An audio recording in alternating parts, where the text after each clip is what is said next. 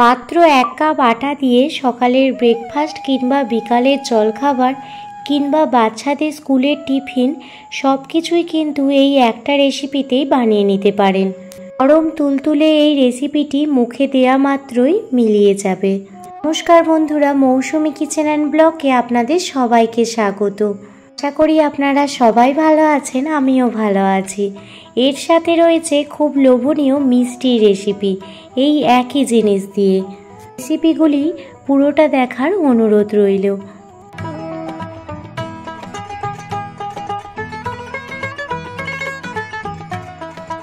রেসিপিটি বানানোর জন্য দেখুন আমি এখানে 1 বাটি আটা নিয়ে নিয়েছি। আপনারা চাইলে ময়দা দিয়েও করতে পারেন। আর নিয়ে নিয়েছি স্বাদ মতো লবণ, আর দিয়ে দিচ্ছি 1 চামচ পরিমাণে চিনি। এবার হ্যান্ড মিক্সারের সাহায্যে ভালোভাবে মিক্স করে নেব। তার সাথে লবণ আর চিনিটা ভালোভাবে মিশিয়ে নেওয়ার পর দিয়ে দিচ্ছি ওই বাটি পরিমাণে 1 বাটি জল। তবে জলটা আমি অল্প অল্প করে দেব, একেবারে পুরো জলটা দিয়ে দেব না। বাটি পরিমাণে ময়দা দিয়েছি, সেই বাটি পরিমাণেই আপনারা জলটা নেবেন। এখন অল্প অল্প করে জল দিয়ে একটি স্মুথ ব্যাটার বানিয়ে নেব। এখানে রুম টেম্পারেচারে থাকা নর্মাল জল নিয়ে নিয়েছি।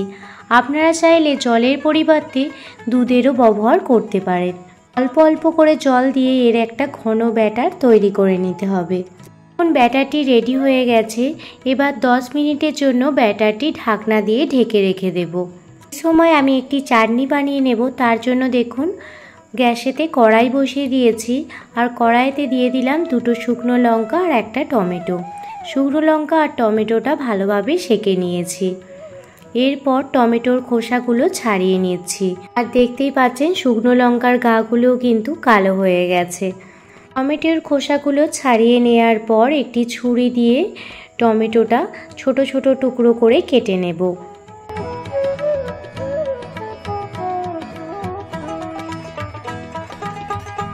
টমেটোটা টুকরো করে কেটে নিয়েছি। এরপর একটি মিক্সার গ্রাইন্ডার নিয়ে নিয়েছি। মিক্সার গ্রাইন্ডারে দিয়ে দিলাম টমেটো, শুকনো লঙ্কা আর একটা পেঁয়াজ দিয়ে দিয়েছি, আর 4 কোয়া রসুন, আর দিয়ে দিচ্ছি স্বাদ মতো চিনি আর সামান্য পরিমাণে লবণ। একটি স্মুথ পেস্ট বানিয়ে নেব। দেখুন একটি স্মুথ পেস্ট বানিয়ে নিয়েছি। অন্যদিকে দেখুন কড়াই নিয়ে নিয়েছি, আর কড়াইতে সামান্য পরিমাণে সর্ষের তেল দিয়ে দিচ্ছি। তেল গরম হয়ে গেলে তাতে দিয়ে দিচ্ছি কালো জিরে আর 4-5টা কারি পাতা ফোড়নে দিয়ে দিচ্ছি। তা ফোড়নে দিলে চাটনিটা খেতে খুবই অসাধারণ লাগে। দেখুন কারি পাতাগুলো দিয়ে দিলাম। কারি পাতাগুলো ভালোভাবে ভাজা হয়ে গেলে দিয়ে দিচ্ছি যে চাটনিটা মিক্সার গ্রাইন্ডারে গ্রাইন্ড করে নিয়েছিলাম, সেই চাটনিটা দিয়ে দিচ্ছি। 5 থেকে 10 মিনিট চাটনিটা ভালোভাবে কড়াইতে নাড়াচাড়া করে নেব, যাতে চাটনির মধ্যে যে জলটা ছিল সেটা যাতে টেনে যায়। দেখুন চাটনিটাও একেবারে রেডি হয়ে গেছে, আর চাটনিটা একটি বাটিতে সার্ভ করে দিচ্ছি। চাটনির কালারটা কি অপূর্ব এসছে, তাই না? চাটনিটাও খেতে দুর্দান্ত হয়েছিল। আপনারাও বাড়িতে এইভাবে চাটনি বানাতে পারেন, মোমো দিয়েও খেতে পারেন, আর এইভাবে আটা দিয়ে যে আমি নাস্তাটা বানাবো সেই নাস্তা দিয়েও খেতে পারেন। 1 মিনিট পর ফিরে এসেছি, ঢাকনা খুলে দিলাম। এই সময় মিশিয়ে দিচ্ছি 2 চামচ বেকিং পাউডার। 2 চামচ বেকিং পাউডার দিয়ে দেওয়ার পর হ্যান্ড মিক্সারের সাহায্যে ভালোভাবে দেখুন মিশিয়ে নেব।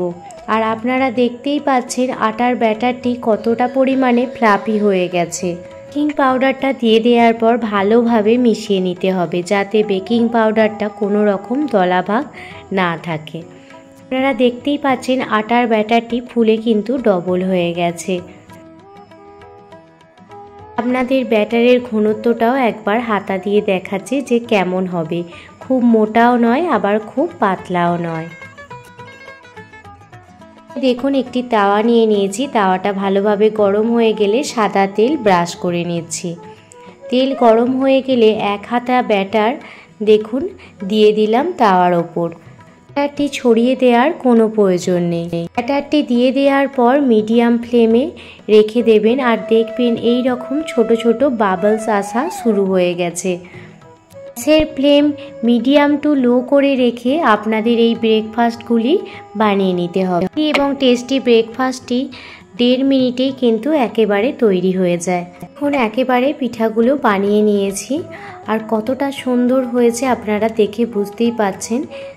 এভাবে আমরা সবগুলোকেই ভেজে নেব। এগুলোকে অনেকে আপ্পামও বলে। একা বাটা দিয়ে এই রকম কিন্তু 10 থেকে 12টা পিঠা তৈরি হয়ে যায়। একটি পিঠা আপনাদের দেখাচ্ছি, দেখুন। এই পিঠাগুলি এতটা নরম হয় যে বলার বাহুল্য। আর একটি পিঠা আপনাদের ছিঁড়েও দেখাচ্ছি, আপনারা দেখুন কতটা সফট হয়েছে আর কতটা ফ্লাফি হয়েছে। একদমই নরম তুলতুলে হয়, মুখে দেয়া মাত্রই মিলিয়ে যাবে। আর আমি এটি চাটনির সাথে পরিবেশন করেছি। কিছু পিঠা রেখে দিয়েছি মিষ্টি বানাবো বলে। মিষ্টি বানাবো বলে 500 গ্রাম দুধকে আমি প্রায় 100 থেকে 150 গ্রাম করে নিয়েছি। আর এতে দিয়ে দিচ্ছি স্বাদ মতো চিনি দিয়ে ভালোভাবে মিশিয়ে নিয়েছি। তাতে দেখুন পিঠাগুলো রেখে দিয়েছি। এই পর্যায়ে যে গরম নট ক্ষীরটা বানিয়েছিলাম সেই নট ক্ষীরটা দিয়ে দিচ্ছি। পিঠাগুলি এতটাই নরম হয়, দুধে দিলেই নরম হয়ে যায়, তাই দুধ দিয়ে আর ফোটাইনি, তাহলে কিন্তু একেবারেই নরম হয়ে যাবে। সেই জন্য পিঠার ওপরেই এইভাবে নট ক্ষীরটা দিয়ে দিচ্ছি। মিষ্টিগুলো খেতে এতটাই লোভনীয় হয়, বড় থেকে ছোট সবাই দেখবেন চেয়ে চেয়ে খাবে। আমার মেয়ে তো 3টে পিঠা একাই খেয়ে নিয়েছে, তার এতটাই ভালো লেগেছিল। এই জিনিস দিয়ে পিঠা এবং একটি মিষ্টির রেসিপি আপনাদের বানিয়ে দেখালাম। তো আপনাদের রেসিপি দুটি কেমন লাগলো আমাকে অবশ্যই কমেন্ট করে জানাবেন। যদি ভালো লেগে থাকে প্লিজ একটি লাইক, কমেন্ট, শেয়ার করে আমার পাশে থাকবেন। সুস্থ থাকবেন, সাবধানে থাকবেন। আবারও কোনো দিন অন্য কোনো রেসিপি ভিডিও নিয়ে আপনাদের সামনে হাজির হব। ধন্যবাদ।